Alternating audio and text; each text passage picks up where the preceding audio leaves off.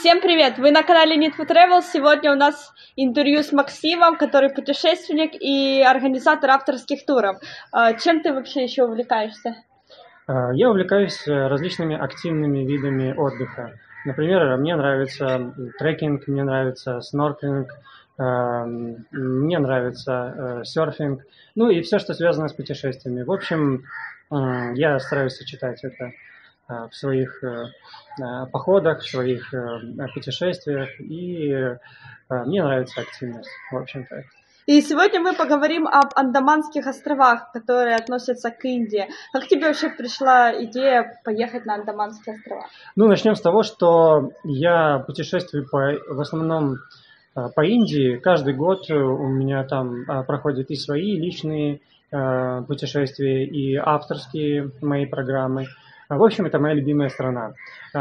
И, естественно, я стараюсь заглядывать в разные необычные, интересные местечки, в том числе такими и являются Андаманские острова. Давайте, ребята, я постараюсь рассказать немножко и о Андаманских островах, и коснемся, наверное, общих вопросов, потому что все острова мы не сможем описать и рассказать. Это очень-очень такая большая тема. Но как же это касается Индии? Андаманские острова – это часть Индии, они находятся между Индией и Мьянмой в Андаманском море, собственно, в Бенгальском заливе. Соответственно, далеко от Индии, и мало кто знает о них. Мало кто слышал. Когда ты вообще впервые услышала об этих островах? Когда был в Индии, мне рассказали, что есть такое местечко удивительное и необычное. И я, естественно же, загорелся и посетил эти острова. Попасть в них можно только из Индии, как тогда, так и сейчас. Поэтому достаточно труднодоступное место. И если вы захотите туда поехать, дорогие друзья, вам нужно прилететь в Индию, получить индийскую визу и полететь уже на Андаманские острова. Проще всего это сделать из нескольких южных городов. Это Бангалор, наверное, из Бенгалии, Калькутта, или из Мумбаи. Можно, конечно, из Дели, но это выйдет просто дороже. Вот. И сколько стоит вообще попасть? Стоит примерно 250-400 долларов. Вот такая разбежка туда. 200, да, туда-обратно. Но опять же, в сезон вы туда летите, не сезон, со скидкой вы купите билеты. Это очень сильно зависит от ценообразования, понимаете, от сезона. Да? И из какого города тоже. Лучше всего такой же сезон, как на юге Индии. То есть, соответственно, наверное, в апреле он заканчивается, да, и лучше начинать с ноября по апрель. То есть, в общем, как и во всей Индии. Да, можно чуть раньше, конечно, можно в октябре прилететь, да. Но вот такой классный сезон, как и на юге Индии, начинается с ноября по апрель. Я вам тоже советую прилетать именно в это время, потому что вы найдете океан чистый, красивый, без штормов, соответственно, насладитесь природой. А это самое главное на Андаманских островах. А чем вообще культура Андаманских островов и культура Индии, как они отличаются или похожи очень? Давайте тогда погрузимся в историю Андаманских островов. Да, это будет интересно, и постепенно мы раскроем этот вопрос. Дело в том, что Андаманские острова заселялись еще 70 тысяч лет назад выходцами из Африки. Негроиды, тут первые были поселенцы. На некоторых островах до сих пор они остались. Это коренное население Андаманских островов, и там до сих пор существует первобытный строй. Каменный век, что вы представляли, таких вообще мест осталось в нашем мире мало, в том числе и Андаманские острова являются вот таким вот интересным уголком на нашей земле. Допустим, есть такой остров, Северный Сентинел. Там обитают сентинельцы, это как раз дикое племя, и к этому племени до сих пор запрещен въезд туда, на остров, посетителей. Они абсолютно дикие, агрессивные, нецивилизованные. До сих пор неизвестно, сколько их там вообще. Их культура не изучена, они никого не пускают и ведут себя чрезмерно агрессивно, вплоть до убийства всех посетителей острова. То есть много случаев зарегистрировано убийства рыбаков, убийства миссионеров, кто туда приплывал, в том числе нападение на ученых. В общем, это, можно сказать, автономия в автономии, потому что индийское правительство, это входит как бы в Индию, но сами аборигены даже этого не знают. Начнем с того, что они входят куда-то, и вообще о мире ничего не знают. И туда, там нет никакого правительства, никакого контроля, никакой помощи. Они просто живут в своем, как бы в своем мире. Слишком хорошо защищают свой мир. Да, они живут в своем мирке, и, конечно, интересно было бы их изучить. Особенно антропологам, да, ученым всего мира. Но, к сожалению, это на данный момент трудно и невозможно из-за того, что культура вот такая агрессивная. Но и к тому же она может пострадать. И возвращаясь к истории, в конце 18 века туда приплыли наши любимые англичане, британцы. Такой был прекрасный лейтенант Блэр, приплыл туда и колонизировал эти острова. В том числе столица получила название, кстати, Порт Блэр. Она столица Андаманских островов. И эти все коренное население, которых было очень много, ну, по крайней мере, насчитывалось больше 5000, разные народы, уникальная культура, сохранившаяся, да, на этих островах, в том числе языки, тоже определенной андаманской группы, которых нет нигде в мире, они постепенно начали исчезать, потому что все мы знаем, насколько варварская политика колониальная британцев. Постепенно население было уничтожено, и на данный момент коренного населения, если мы говорим про коренное население, то есть вот этих туземцев, их осталось где-то меньше 500 человек, причем это я говорю просто навскидку, потому что никто не знает, даже если вы приедете, в официальном данном вам никто не скажет, потому что никто не знает, кто там в острове, на островах в этих джунглях живет до сих пор, сколько их населения. Совсем дикое место. Но что тебя вообще больше всего впечатлило на Андаманских островах? Природа. Андаманские острова, ребята, это природа. Это прямо колыбель вот той самой дикой, красивой и чистой природы. Ради этого туда стоит ехать. И поймите меня правильно, там же не все острова населены, там, допустим, этими аборигенами. Да, их мало. Острова в основном населены индийцами на данный момент. То есть туда вывозились индийцы и поселения, деревеньки, в общем, абсолютно такую же культуру имеет индийскую, как в Индии. Единственное, что острова эти постепенно колонизировались британцами, и 100 лет там было, можно сказать, тюрьма. То есть туда сводились политические заключенные. 100 лет буквально там были, там до сих пор тюрьмы стоят.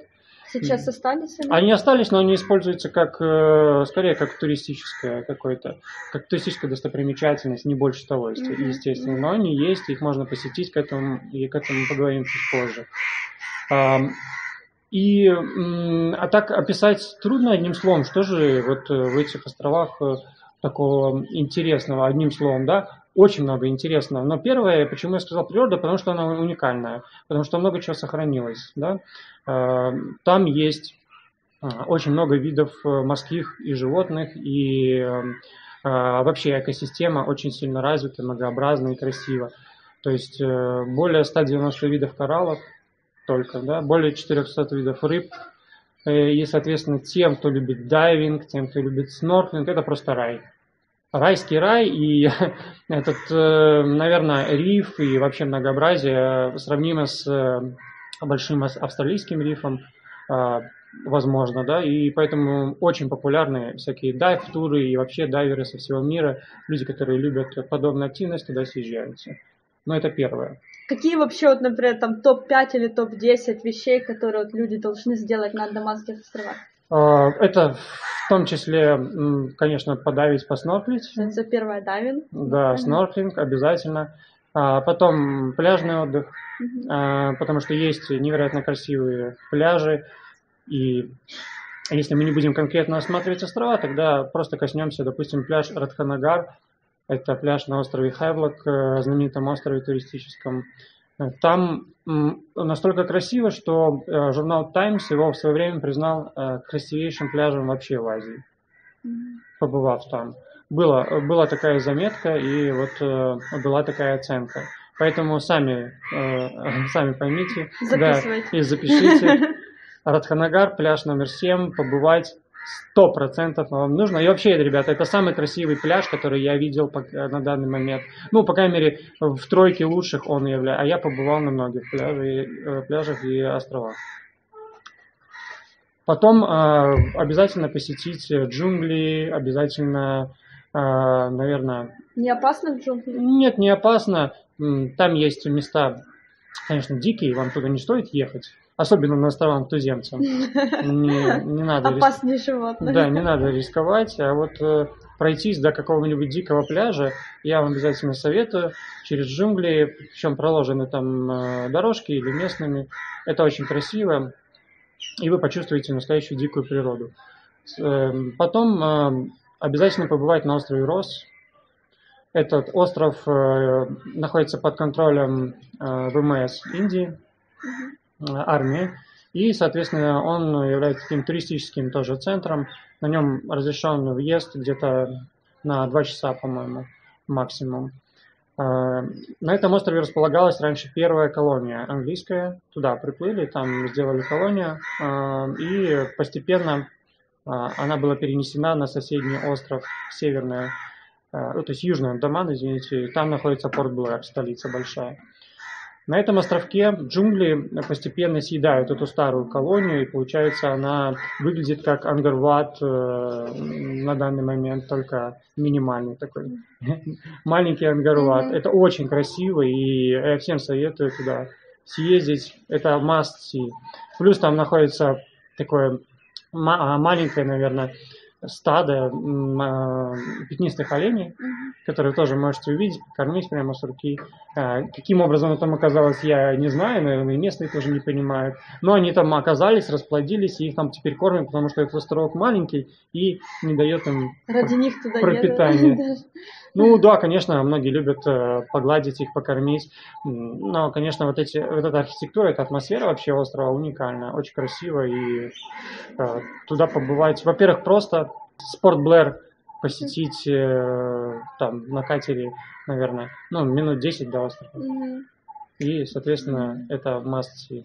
Как там вообще с инфраструктурой, с ценами? С инфраструктурой печально все, сразу говорю. То есть, ребята, если вы любитель каких-то пятизвездочных отелей, такого пакетного туризма, да, вам не туда. Или вам туда, но вы должны иметь определенное мировоззрение, то есть любить дикие места. Соответственно, я бы советовал туда ехать людям, которые любят, во-первых, которые заядлые путешественники, хотят увидеть разные интересные местечки на нашей планете. Второе – это дайверы и любители активного снорклинга. И третье – это люди, которые любят эко-отдых, как раз такой дикий отдых, да, которые не привязаны к какому-то одному месту и любят там тусовку, там, знаете, отель, там, шведский стол, вот это вот все, ребята, это не Андаманские острова. Вообще никаким местом, поэтому туда как раз вот эти категории людей. И, опять же, последняя категория, возможно, это вы. Если вы хотите увидеть, да, красоты, но вы готовы к отсутствию инфраструктуры, для вас это не важно, для вас важна природа. Вот вы любите природу, вы любите тишину, вы хотите насладиться этим всем без всякой шумихи вокруг, без того, что будет вам только мешать. Да? И там тогда вы действительно получите этот самый рай, который вы видите по телевизору, и даже вы такого по телевизору не видели никогда, потому что это все в 100 раз красивее, и ощущения просто порой настолько крутые, настолько мощные, что люди запоминают такие поездки на всю жизнь. Просто вот эти пляжи, просто вот эти джунгли, просто вот эта природа, она пронизывает насквозь. Вот, наверное, эти 4 категории я бы советовал людям, которым полезно посетить эти острова, увидеть. Но насчет инфраструктуры, там раньше вообще ничего не было, только деревеньки. А сейчас постепенно на нескольких островах появляется, и острова, которые бы я советовал посетить, это, собственно, главный остров, Южный Андаман. где огромная инфраструктура и столица Порт-Блэр. Там можно посмотреть пару пляжей, как Корбин или национальный парк Махмадный Ганди. Там можно проплыть на лодочке на такие как бы острова дикие, тоже красиво. И оттуда уже ехать на более туристические острова. В основном это посещают два острова Хевлок и Нил. Это в основном вообще все туры построены вот на этих трех. Ну, на 4 там еще соседние, просто острова маленькие, да. Другие уже более дикие, там уже вообще нет практически никакой инфраструктуры. И, соответственно, если вы хотите получить какой-то отельчик там или гестхаус, да, найти какой-нибудь там магазин, может быть массаж, может быть какой-то туристический центр там дайвинга или снорклинга, то только вот эти острова, остальные, скорее всего, ну, будет полное отсутствие. И только если вы любите такое вот дикарские условия, любите полное уединение. Ну, туда можно попасть. Можно попасть, да. Чтобы вы понимали, где-то Андаманские и Никобарские острова, это такая особая союзная территория, как она называется в Индии, и там где-то 550 островов, вот, где-то в таком роде, и только 40 населены. 40. А как вообще с чистотой? Например, мы были в Индии, там было достаточно грязно. Как на Андаманских островах? Ну, конечно, где живет население индийское, она абсолютно такое же. Конечно, почище. И сами андаманцы прекрасные люди, кстати. Если есть с чем сравнить вам, если вы были в Индии, не все штаты славятся таким хорошим отношением. Но на Андаманских островах прекрасное население. Оно, во-первых, честное, вас не будут обманывать нигде, доброе, очень отзывчивое и очень приятное, позитивное. Вот. Может быть, это острова так повлияли на них, но там приятно вообще находиться, и с населением вообще никаких проблем не будет. В общем, как и в большинстве населения Индии, оно доброе, отзывчивое, да. Но то, что не бойтесь, там, что вас обманут, там, да, или там у вас какие-то будут проблемы с законом. Нет, там ничего такого не будет. Вполне все очень-очень хорошо. Какие сувениры ты посоветуешь привезти из Андаманских островов? Ну, это, конечно, все, что связано с морским, так сказать, миром. Это ракушки, поделки из ракушек, из кораллов. Потому что оттуда ничего вывозить так нельзя, да, если вы, конечно же, нырнете, там, сорвете какой-нибудь коралл. Вообще, я не советую, ребят, срывать кораллы, не занимайтесь таким нигде. Вот. Кораллы растут тысячи лет, и если вы будете это срывать, вы, считаете, повредили то, что природой выращивалось тысячелетиями, да, красотой эту. Соответственно, не стоит этим заниматься. Купить можно очень много где, на островах, там куча поделок различных, вот, из жемчуга, из того же, да. Но что-то такого супер особенного вы не привезете, потому что это острова. То есть какие-то поделки... Обычные, наверное. Да, то есть поделки примерно, какие-нибудь маски вы можете захватить, какие-то поделки наподобие туземных, да, коренных жителей можно привезти, но чтобы это было что-то такое супер оригинальное, нет. Но вот дешевые и интересные вещи из разных вот таких вот раковин, жемчуга, думаю, да.